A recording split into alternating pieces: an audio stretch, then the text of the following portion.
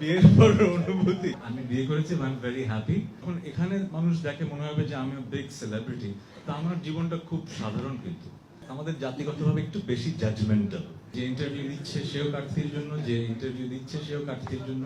18 কোটি মানুষই তো আমার শুভাকাঙ্ক্ষী নয়। আমি নিজেকে ভাগ্যবান মনে করি যে আমি আমার একজন মানুষকে পেয়েছি যা মেক্স মি স্মাইল। পার্সোনাল লাইফের অনেক সুন্দর ঘটনা থাকে যেগুলো আসলে ক্যামেরার সামনে বলা রুচিশীল না। কেন তার প্রেমে পড়েছি, কেন তাকে ভালোবাসি, সেটা আমাদের খুব পার্সোনাল ব্যাপার। I feel like life is amazing because I met this person. হাতের তালুতে আর লেখা অবভিয়াসলি রোজা, কারণ একজন সাধারণ মানুষ সে তার জীবন সঙ্গী খুঁজে পেয়েছে, বিয়ে করেছে। আমি তো একজন আর্টিস্ট, একজন সেলিব্রিটি, আর আমি একজন সাধারণ মানুষ। আমি কিন্তু যখন এখানে মানুষ দেখে মনে হবে যে আমি বিগ সেলিব্রিটি, তা আমার জীবনটা খুব সাধারণ। কিন্তু আমি কিন্তু সুপার শপে ঘুরি, আমি কিন্তু মাঝে মধ্যে মাস্ক পরে রিক্সায় উঠি, না রিক্সায় ভুল বললাম, মানে হাঁটাহাঁটি করি। কিন্তু মানে আমি খুব সাধারণ একটা মানুষ, ঠিক আছে? আপনার এই প্রশ্নটা কাকে করছেন বলেন? সো ভাইয়ের জন্য আসলে এটা তো চমক না, এটা জীবনের একটা অংশ।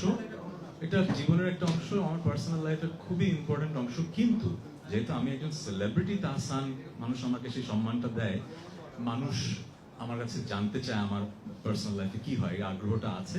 আমি লুকিয়ে তো রাখবো না, যেহেতু আমি বিয়ে করেছি আমি সেটা জানাবো, জানানোর কথা ছিল, আমি জানিয়েছি, এতটুকুই।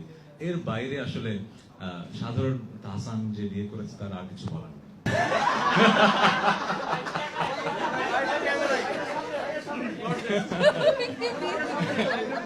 বিয়ের পর অনুভূতি, আচ্ছা, অনেকভাবেই বলা যায়। হয় কি, হিউমার আছে না, রসবোধ।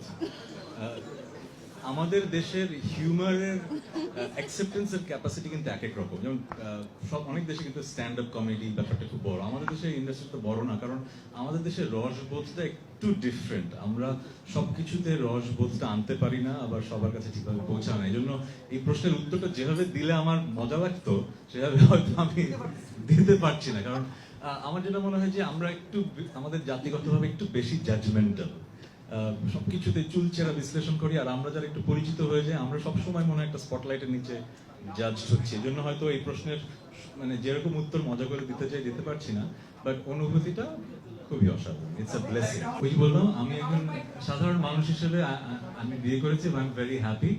এবং সেলিব্রিটি হিসেবে কোটি মানুষের ভালোবাসা পাচ্ছি, শুভাকাঙ্ক্ষীদের উইশ পাচ্ছি, এটা নিয়ে আমি খুবই হ্যাপি। বাট আমরা এমন একটা দেশে বসবাস করি যেখানে আসলে সব দেশে নেগেটিভিটি থাকে, আমাদের দেশে একটু বেশি চর্চা হয় এবং কাটতির জন্যই ব্যাপারটা হয়। সবাই সবার কাটতির কথাই চিন্তা করে, আমি তাদেরকে দোষ দেব না। যে ইন্টারভিউ দিচ্ছে সেও কাটতির জন্য, যে ইন্টারভিউ দিচ্ছে সেও কাটতির জন্য। সো আমার কাজ হচ্ছে যে ওই যে বললাম, বছরের পর বছর গান করে যাওয়া, মানুষের মনের মাঝে জায়গা করে নেওয়া, তাদের সাথে বন্ধন।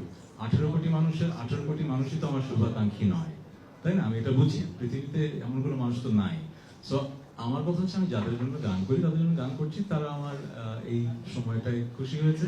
তো আমি নিজেকে ভাগ্যবান মনে করি যে আমি আমার একজন মানুষকে পেয়েছি যা makes me smile like this, and I am very happy. যেটা হয় কি, পার্সোনাল লাইফের অনেক সুন্দর ঘটনা থাকে যেগুলো আসলে ক্যামেরার সামনে বলা রুচিশীল না। সো আমি কেন তার প্রেমে পড়েছি, কেন তাকে ভালোবাসি, সেটা আমাদের খুব পার্সোনাল ব্যাপার। সে সো একটা সময় হয়তো ব্যাপারগুলো একভাবে দেখতাম, এখন যেভাবে দেখি যে it's a blessing to be married. So I feel like আমি মেকি কোনো কথা বলে আসলে আপনাদের শোনাতে চাই না। I feel like life is amazing because I met this person. হাতের তালুতে আর লেখা অবভিয়াসলি রোজা, কারণ সেলিব্রিটি তাহসান, আর্টিস্ট তাহসান, আর সাধারণ মানুষ তাহসান।